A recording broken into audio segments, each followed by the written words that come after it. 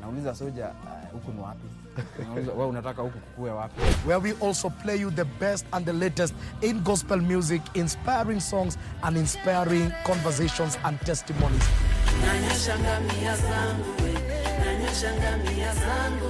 Only on KBC Channel 1. So see you there and thank you for always tuning in.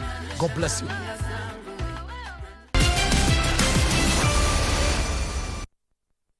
Safaricom, proud sponsor of Team Kenya at the Olympics. Kenya, strong competitors on the track, but the men's rugby sevens team have already been in competition. Massively popular on the World Sevens circuit. Ferdinand Omanpalyaya, police detective on the flag, along with Tricia Atuka, the volleyball player, missed 2 years of play, including Tokyo 2012, due to ruptures of her leg ligaments.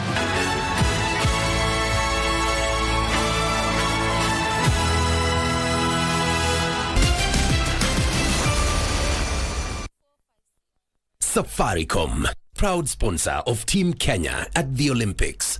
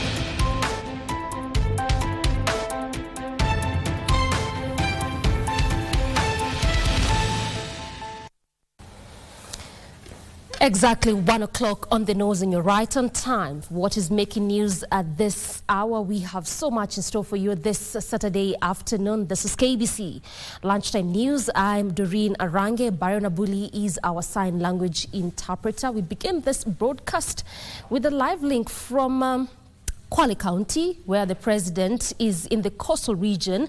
This is day 2 of his 4-day trip in that particular region. Today he is in Kwale County. I understand he has been launching various projects in Kinango constituency. Our very own Ann Buru is our eyes and ears on the ground. And if you can get me primers on the very latest from that end, what more are we expecting from the president this Saturday afternoon? Ann.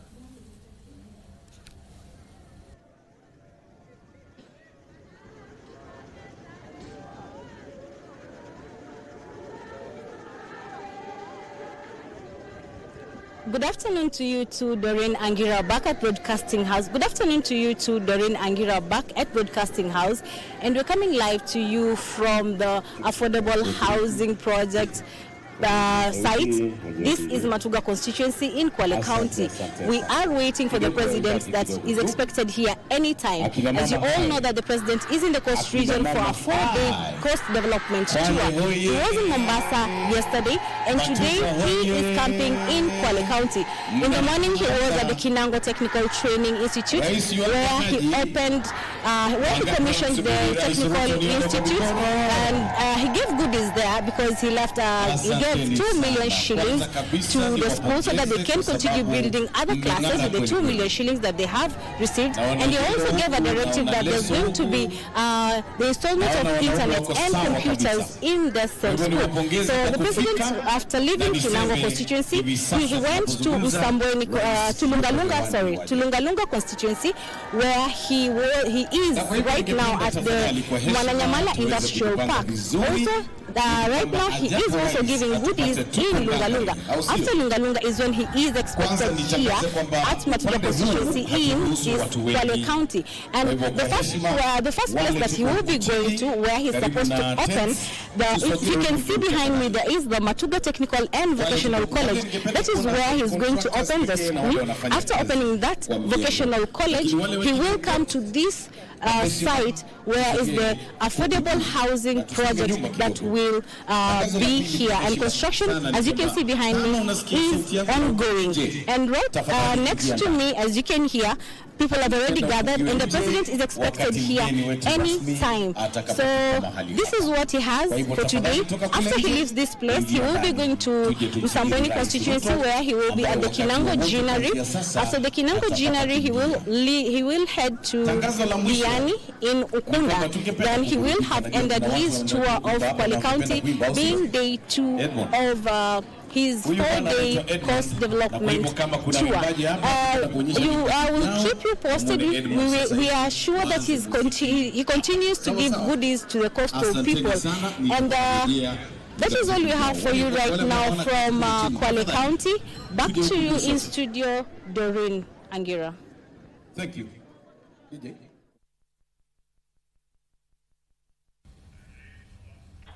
Live from Kwale County, there, one of the coastal regions where the president is currently making his tour. And that region began yesterday, supposed to culminate on Monday. And today he is in Kwale County. That's our very own Anburu, who is gathering more information for us from that specific county, and she'll continue to prime us on more on what is unfolding as far as this particular visit in the coast region is concerned. Back in studio to some bit of politics now, and opinion leaders drawn from Kitutu Church South in Kisii County claim the nomination of cabinet secretaries from the Raila Odinga-led Orange Democratic Movement has no solid sounded a death knell to the opposition, but also threatened democracy.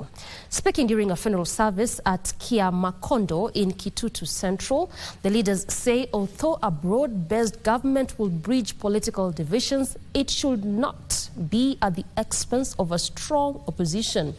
They therefore urged Kenyans to remain steadfast in oversighting the government and demanding good governance. Mawaziri kutoka kwa mlengo mwingine, hiyo ni kuonyesha kwamba opposition ama upinzani imeisha katika nchi yetu ya Kenya. Na sio mzuri nchi kuendelea bila upinzani. Nafikiria ni mzuri viongozi wetu wa upinzani wagoje pamoja, wapatie wa Kenya the way forward, kwa sababu naona kama hatuwezi endelea kama nchi bila upinzani. Na tukiona kwamba hakuna upinzani, kwa maoni yangu, tutaegeza kabisa katika lile kundi la vijana wetu wapendwa wa GNZ, kwa sababu naona bila wao hakuna mahali nchi itaenda.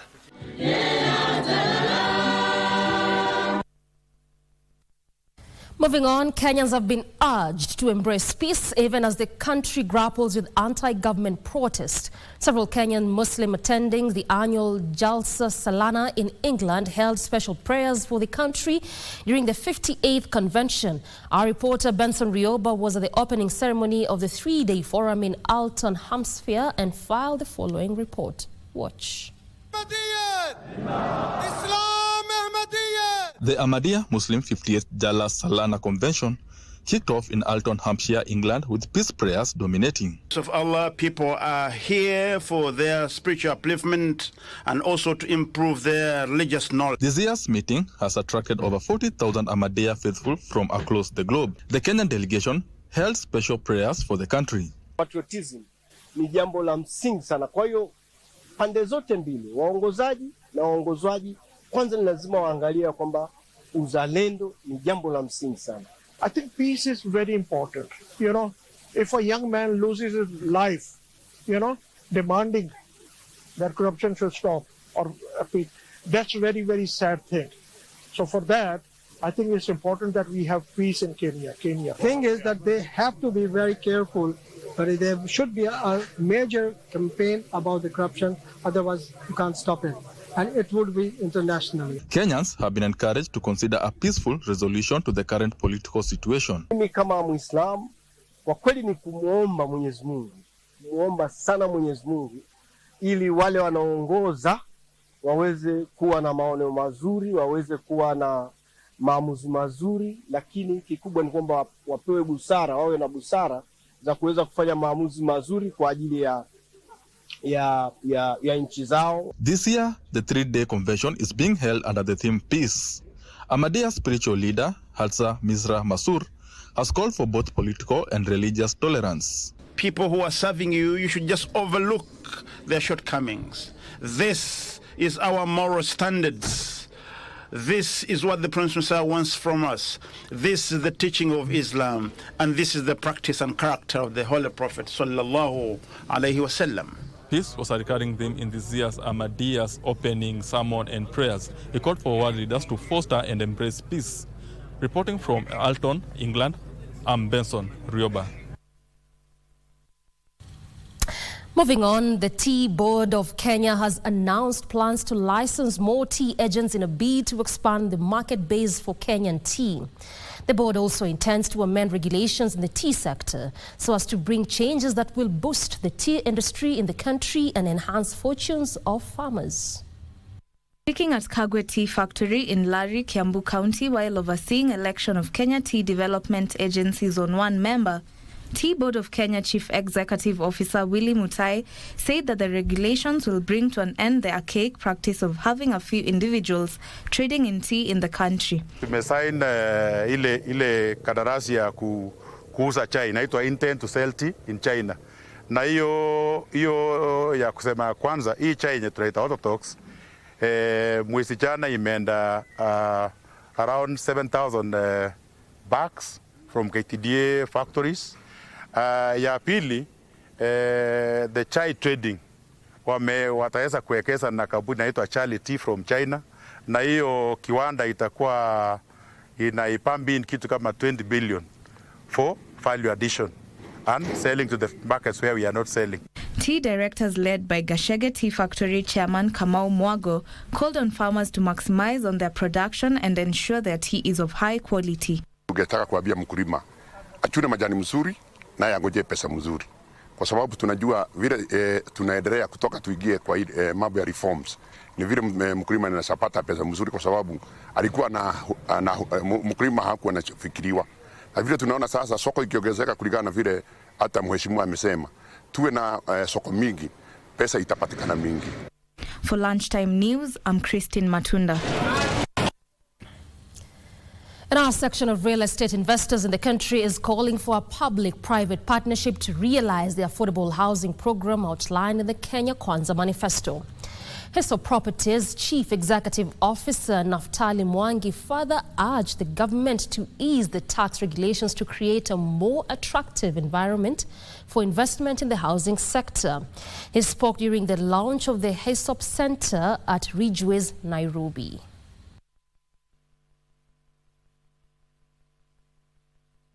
We all know that the government is a business enabler, and so the government should actually provide what we call horizontal infrastructure, that is road, water, rail and sewer. Then let the private sector do the rest of the work. So government always is an enabler, and we urge the government to do more. We thank God for devolution, because devolution has really created the horizontal infrastructure, but it can be done more. And then an ease on taxation to make sure that more money is coming from abroad.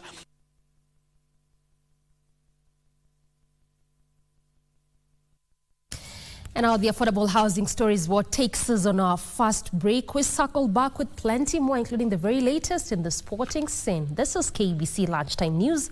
Stay with us.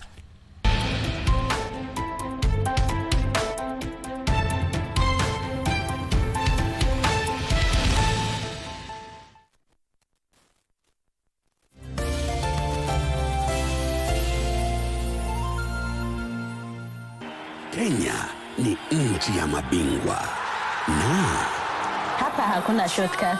Mabingwa ni kujitolea, kujituma. Mabingwa hutambua mabingwa wenzao. Mabingwa hurauka kabla ya jua kuchomoka. Wengine kuwa mabingwa wa familia. Mabingwa huhakikisha tunashine kama mabingwa. Wao hutulisha vyema. Ma-influencer wa kutukolea Connect mtandaoni, mabingwa wale ambao utuongoza. Sisi wote ni mabingwa. Kijana hapo mbele, mzee hapo nyuma. Jamaa na jembe, boda aliyemleta jamaa na jembe, msichana wa kibao, memba wa bodi, msichana wa maziwa. Sisi wote ni Team Kenya. Keep on shining.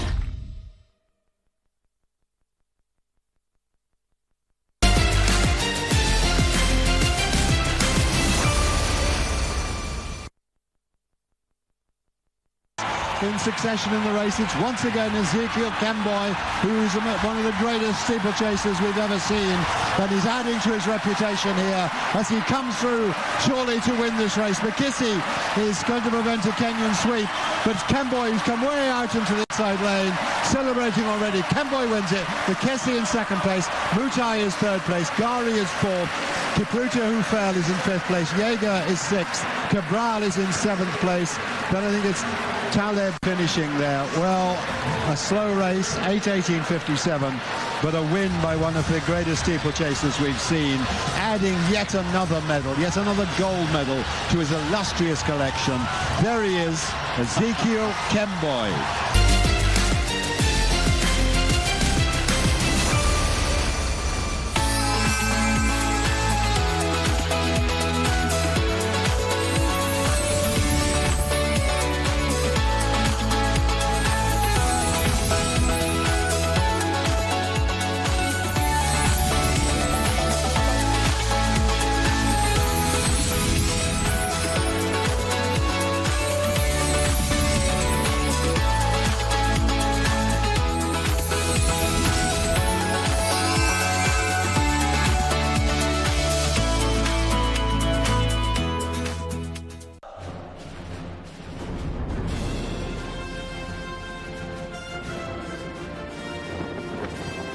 France welcomes the world for the Paris 2024 Olympic Games.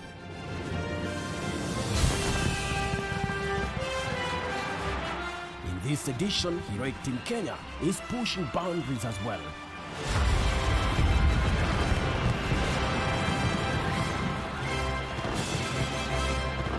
An Olympic gold medal. More significantly, Kenya is intent on claiming victory at the quadrennial sporting event comprising of 45 sports that will be staged from 24th of July through to the 11th of August. Here comes a dose for everyone. Yes, it is! For the athlete, it is chasing a dream of a lifetime. And for the fan, witness history in the making, live and exclusive on KBC Channel 1, your true sports partner.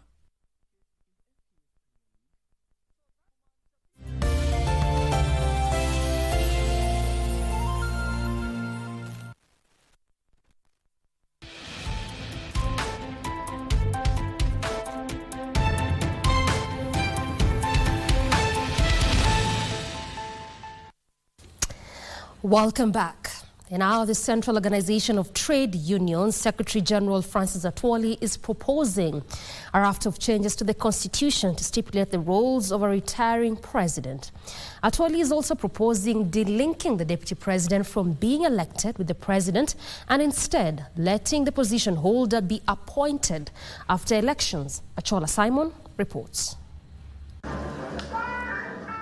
Speaking in Kisumu County when he opened a two-day Central Organization of Trade Unions workshop on how to integrate youth in the workers' union movement, COTU Secretary General Francis Atwoli said there is need to relook at the Constitution to stipulate the retired president's role, the appointment of deputy president, and the viability of county governments. The area of the retiring president. The other one is the duties and responsibilities and appointment of the vice president. Hii ya kuchaguliwa pamoja na vice president hapana mzuri, because vice president feels as if he's also a president. We must rethink either he's appointed by the sitting president so that his loyalty is 100% to that president. Atwoli also wants the government to set laws that would set aside jobs for youth in every government department. And how do we become part and parcel of information technology with the rapid changing in the world of e-commerce, in the world of digital economy or in the world of platform economy, where people, most of our workers, will be called upon to work from wherever they are. How do we set up standards of making sure they pay or they contribute to statutory deductions, they pay trade union dues, and they are also protected? He also hailed President William Ruto and the opposition leader Raila Odinga for finding a common working ground in the wake of Gen Z-led anti-government protests. Let's not condemn and say, oh, Raila did a big mistake, did this, and it is what he fought for. Yes. Huh? Yes. What these young men are doing now, it is what he has been doing. Even as recent as after these elections, he was on the streets. He has never abandoned Kenyans because of this country. And it is the time Kenya government should put him on high salary without working. Yeah. For the contribution he made. Yeah.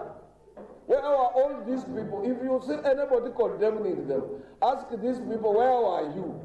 When he was being put in jail. Achala Simon, Lunchtime News, Kisumu County.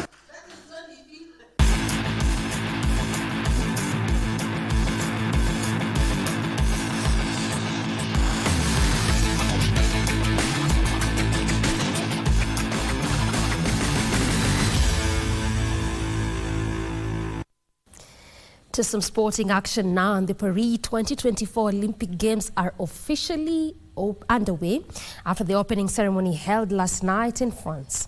More than 6,000 athletes took part in the ceremony, with the Kenyan contingent led by Ferdinand Omanyala and Triza Atuka. The Paris Olympics Games are being televised live on KBC Channel 1.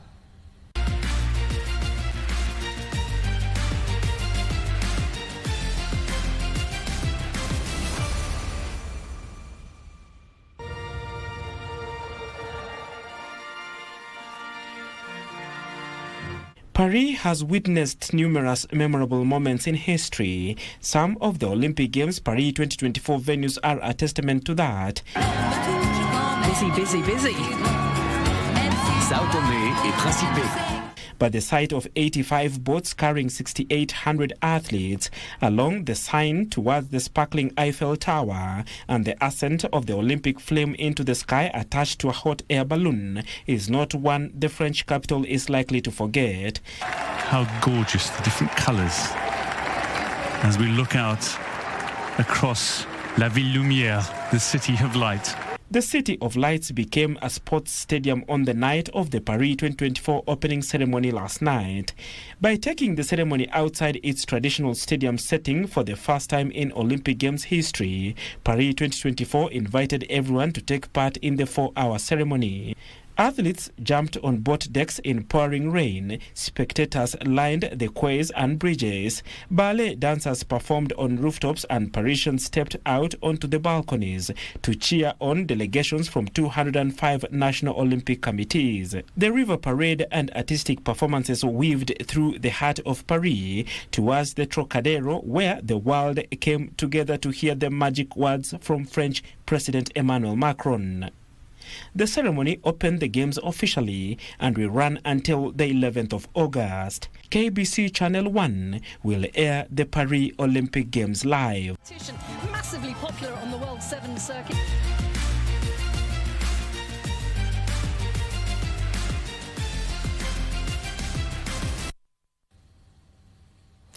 Indeed, Olympics echo KBC. This is where to keep glued at for all the action. And our former Kenya Rugby Sevens player Colin Sinjera is optimistic with the current youthful squad of Shujaa posting better performances in the World Series despite missing out on medals at the ongoing Olympics Games in Paris, France. Shujaa will be making a return to the World 7 Series later this year after being relegated in May last year after 20 years before gain promotion this year.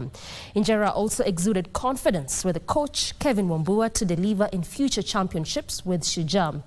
Injera, who holds third place for the number of tries scores in the World Rugby 7 Series with 279, Kenya Sevens will return to action today in a repeat match against Samoa for the 9th and 10th positions.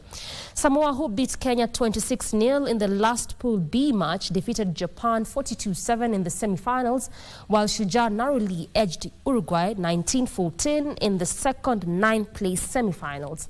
South Africa will face host France in the semi-finals, while Fiji will take on Australia. It's a very good exposure in terms of looking at the past, where they came from. They are just from the Challenger Series. They just qualified for the series, which is a very good thing.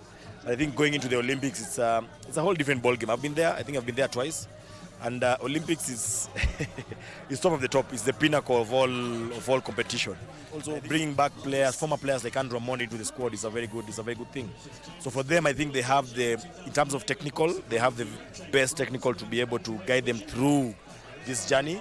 So for athletics, of course, we are rooting for Team Kenya. We are rooting for the 100-meter dash. Of course, there's a 1500-meter dash. There's a 800-meter dash. I mean, Kenya is known for athletics. We are known to bag all the goals, yeah? So we are really hoping and praying that our boys and girls come back home with the medals. And our Gor Mahia's Austin Odhiambo and Kenya Police Bullets Lydia Akoth were named the most valuable players of the 2023-2024 FKF Premier League and FKF Women Premier League, respectively, during the Football Kenya Federation's award gala held last night here in Nairobi. FKFPL most valuable player, Austin Odhiambo. Austin Odhiambo. The two bagged the title after stellar performance in the just concluded season. In addition to the individual accolades, Gor Mahia and Kenya Police Bullets also secured the Coach of the Year award. I'm so happy and I feel privileged to be the most valuable player in the league. I'm so happy. I thank everyone for voting for me. Beldino Demboa. Jonathan McKinstry was named the FKF Premier League Coach of the Year, while Beldino Demba, who led her team to an unbeaten season, was celebrated as the FKF WPL Coach of the Year. I implore you, make sure that the little issue of holding your elections is sorted out. Hold your elections, make sure the environment is clear, and run football in a manner that will make Kenya the envy of this region and of this continent. Benson Omala earned the FKF Premier League Golden Boot with an impressive tally of 19 goals for the 2023-2024 season. His counterpart in the FKF Women Premier League, Vihiga Queens forward Tumaini Walihula, scored 16 goals to claim the top spot in the Women's League. Our presence and participation in this important event in FKF's calendar is a testament to the resilience, dedication, and passion that Kenyans have for football. The Golden Glove Award in the FKF Women Premier League was shared between Judith Osimbo of Ulinzi Starlets and Sophie Akinyi of Vihiga Queens, both whom recorded 10 clean sheets.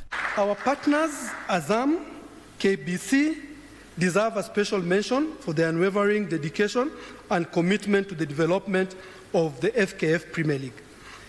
Their support has been a cornerstone of our success, and we are immensely thankful for their partnership. In the FKF Premier League, Kelvin Omondi achieved 21 clean sheets, securing the Golden Glove in the Men's League. Junior Starlets head coach Mildred Cheche received the President's Award for her exceptional leadership in guiding her team to Kenya's first World Cup appearance in football. KBC wako na channel wanayotupatia space. So that was the next plan. And we discussed it many times and it's still in the plan.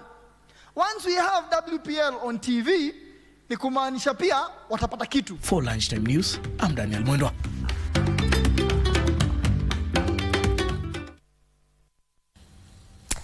And our Motorsports Personality of the Year 2014, Nikhil Sachania, has acquired a brand new Ford Fiesta Rally 3 car 4 months after he crashed his Mitsubishi Evo 10 during the 2024 WRC Safari Rally. The seasoned driver, alongside his navigator Dip Patel, received a massive 5 million shillings boost from KCB Bank. This new acquisition replaces his trusty Mitsubishi Evo 10, the vehicle he raced with for 7 years that propelled him to a podium finish in the 2023 WRC Safari Rally Kenya, when he finished third under the Kenya National Rally Championship and 19th overall. WRC is it's not too far away, even though we're halfway through the year.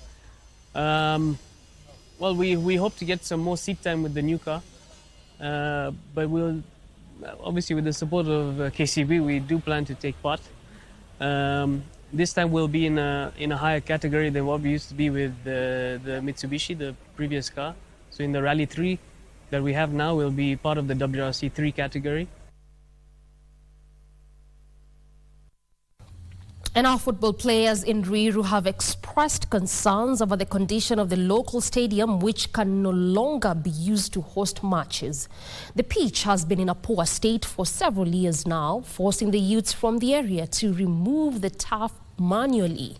The players want the county and the national governments to swing into action and repair the facility to enable them play.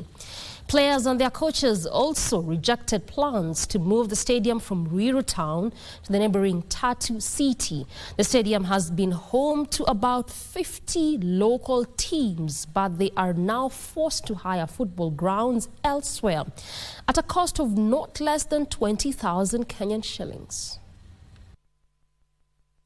Tumechoka, hatuwezi chezea ground, unakuja unacheza, unaanza kuumia, si tumechoka. Kiwanja ni to make busy, okay? Tukikuja kwa kiwanja hapa at least tuwezi kuwa na mashughuli zingine, maana miadarati kuibiwa. Hakuna vinyo unaweza tuambia ati kiwanja wanataka kuitoa hapa weke stage atipeleke Tatu City. Kama sisi vijana obvious ikipeleke Tatu City. Wakati wa mvua ikikam, ground imeharibika kabisa. Na hata hakuna mafans. Ukiangalia huku nje, nobody can come. Wakati hata mna play. Sasa hivi penye uwanja imefika. Hadi sasa mazoezi imekuwa ngumu, hatuwezi fanyia hapa. Saa hii tunaenda kutafuta tena uwanja ingine ya kulipa ya kufanyanga mazoezi. That story puts a cap on what we had lined up for you this Saturday afternoon. We definitely appreciate your valid company. This has been KBC Lunchtime News. Thank you so much for watching. I'm Doreen Arange. Byron Abuli is our sign language, has been our sign language interpreter. Good afternoon.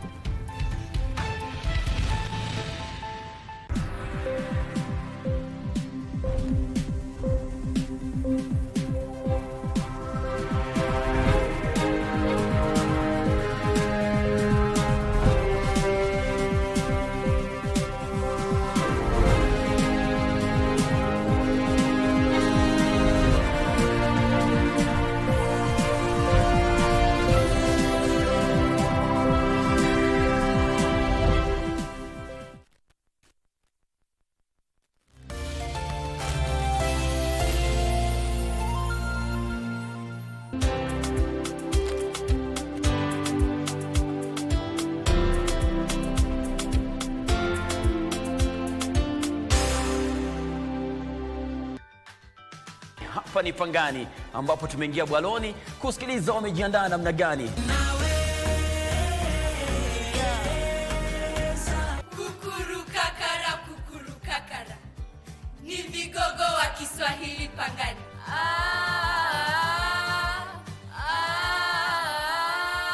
Wanawake wana uhuru wa kuvalia jinsi wapendavyo. Kwani iko nini? Kama wanaume wanao uhuru wa kuvaa wanachotaka, basi wanawake pia wapewe uhuru wa kuvaa wanachotaka. Dunia ya sasa hakuna mwanamke ambaye atapewa uhuru wa kuvalia anavyotaka kisha avalie nguo ya adabu. Wanawake watavalia nguo ambazo haziwasitiri uchi. Hivyo matokeo ni nini?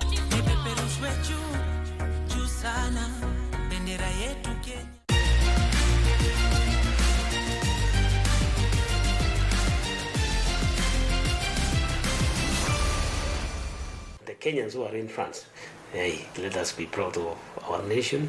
Let us also make sure that we tune on to KBC wherever we are, and I'm sure that even in the links that we'll be getting, then let the Kenyans watch from there, here in Kenya, and also those who are in France. And they're ready. I've seen so many of them. We were there to meet some of them recently, and they're really excited to cheer the Kenyans, and that is the spirit of this nation.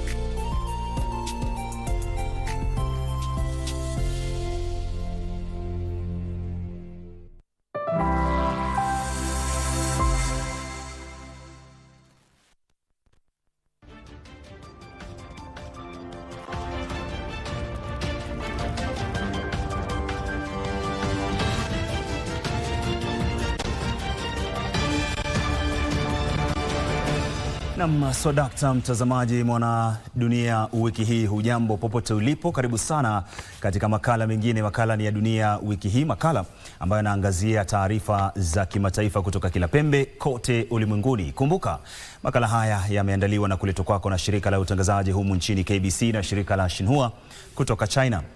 Katika makala ya juma hili, Kamala Harris aungwa mkono na wanachama wa Democratic kuteuliwa kuwania urais, huku Rais Biden akijiondoa kwenye kinyang'anyiro hicho kufuatia shinikizo, naye Donald Trump akubali uteuzi wa chama cha Republican kuwania urais. Zaidi ya watu 229 waaga dunia nchini Ethiopia kufuatia maporomoko ya ardhi kusini mwa nchi hiyo. Baadhi tu ya taarifa ambazo nimekuandalia mchana wa leo, na toa mwaliko wa mapema twende sawa hadi tamati ni kupatia taarifa hizi na nyingine kindakindaki.